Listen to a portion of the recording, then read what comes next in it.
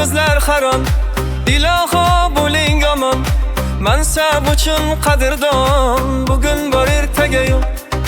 Mansab uchun qadrdon, bugun bor ertaga yo'q.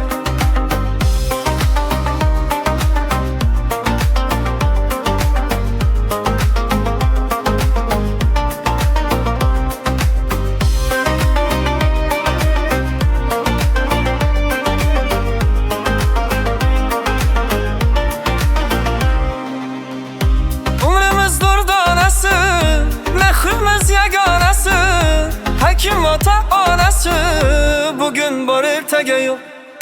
Hakim ota onasi, bugün bor ertaga yo'q.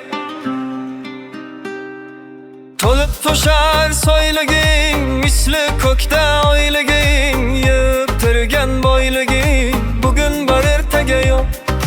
Yeb tirgan boyliging, bugün bor ertaga yo'q.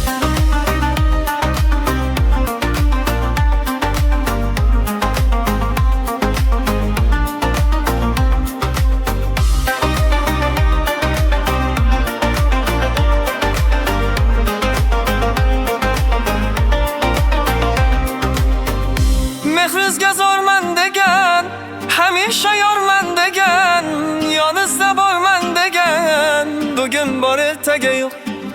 Beribdi do'st omading, boylikka odating, go'zal qaddi qomating, bugun bor ertaga yo'q. Go'zal qaddi qomating, bugun bor ertaga yo'q.